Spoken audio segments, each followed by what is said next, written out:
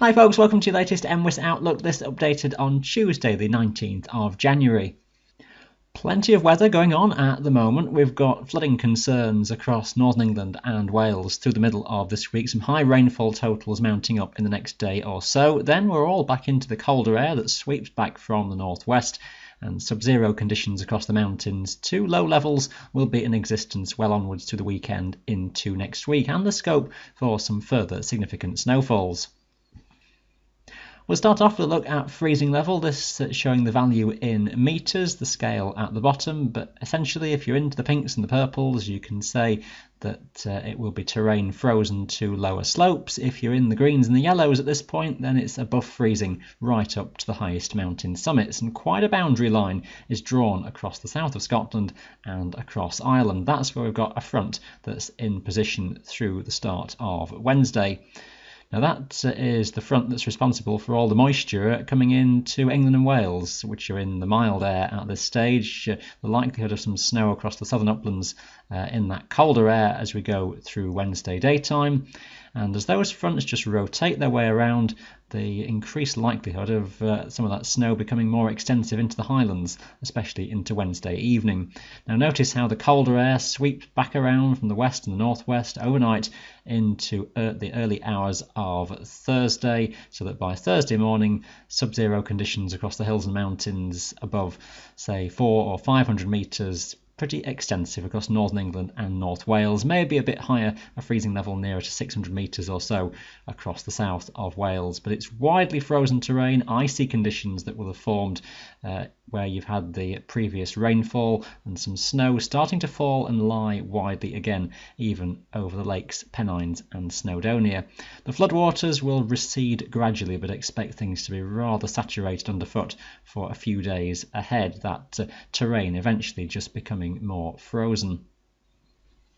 That's Wednesday's synoptic chart. That's that frontal boundary that we're talking about. Then all the moisture still being thrown at England and Wales. The colder air to the north. Areas of snow will be around across Scotland through the day, but it's just as that system rotates that we'll see something more significant.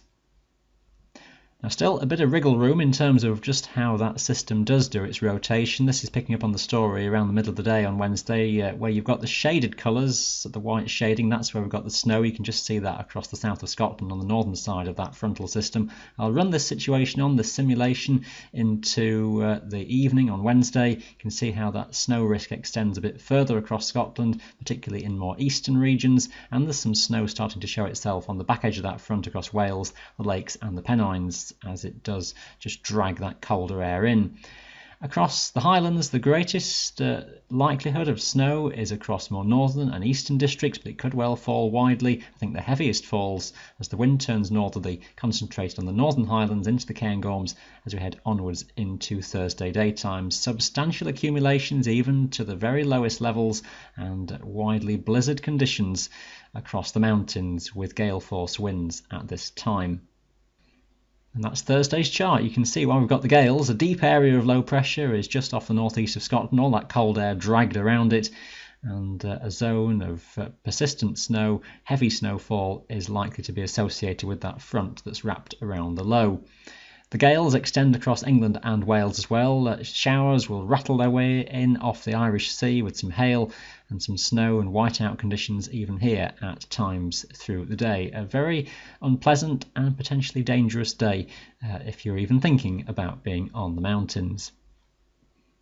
We take the story onwards. That low moves away slowly eastwards into Friday. Still that cold north to northwesterly flow moving in across Britain. Areas of bits of fronts and troughs in the story. So some zones of persistent snow and some hail and some showers that will just be scattered around coming in from the Irish Sea across northwest England and Wales. Some sunshine away from those showers. Terrain then extensively frozen across Scotland to the lowest levels, snow lying widely here, the wind looking less strong, but still be aware of potentially squally conditions and the prospect still for gale force winds across England and Wales. Now, if you've been following us recently, you'll know that we've thrown in a few more technical charts along the way for a bit of background learning of the weather patterns. This is the 500 millibar chart, that's similar to what I showed last week, and this is at around 5.5 kilometres or so up in the atmosphere. This is the level that we're dealing with when you talk about the 528 line, which is the common threshold for snow falling across Britain. Well, that 528 line has gone right the way off the map to the south of Britain. We're all in the very cold air at this stage, so the prospect for some snowfalls is extensive. This just running the temperature chart on through the weekend, and temperature values up at that level around 5 kilometres are dipping close towards minus 40 at that level in the atmosphere. That's not at all uncommon. It's quite typical of a cold winter spell, but it does just highlight the depth of cold within the air mass, and it brings the instability required to produce some showers which will contain hail and maybe even an isolated rumble of thunder.